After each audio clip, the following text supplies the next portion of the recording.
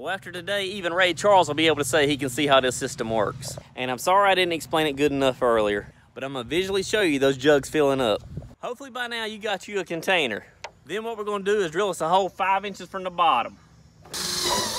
And this drill bit size is the size of my finger. So now we got our hole in there, and it looks like this. Just so you know, I'm trying real hard to dumb this thing down for y'all. So your container has no holes on the bottom and only this one hole on the side. That way all the water stays inside this container. That's right, we want this thing to puddle up in there. Are you still with me? Then what we're gonna do is drill some holes on the bottom and on the top of our containers. Any 1 gallon jugs will work. And the holes are smaller than the size of a pencil. And the holes are 1 inch from the bottom and 1 to 2 inches from the top. And we do it on every side of the jug. Now, do you see all these holes? Good, now we're gonna do it for a few more. So this is the top view of how it looks. And there's only one jug that has the lid off of it. But first, I need to explain something else. You only want 80% of the bottom filled up with bottles. So there's a little bit more room here. 20% of the bottom of the container is touching dirt. So we gotta take a couple of these water bottles and do the same thing that we did to those jugs. And we're gonna fill in the gaps with those small water bottles. So it should look like this. So dirt is touching in between here on the very bottom. Then we're gonna take this PVC pipe, we're gonna stick it into the container and measure 2 inches from the top of the container. Then we're gonna cut it right there. And now this PVC pipe is cut, and we did it at an angle to make sure the water can escape out of it.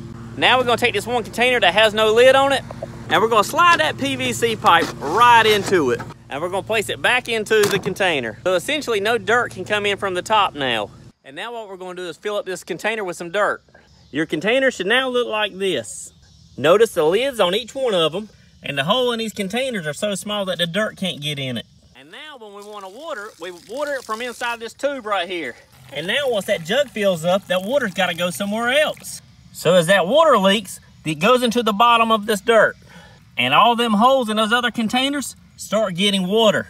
And if you're wondering how, it's because there's no holes at the bottom of that huge container. So after this one watering jug right here gets filled up, the dirt starts getting wet, and then the water has to go from the dirt into the other jugs. Please tell me you understand that.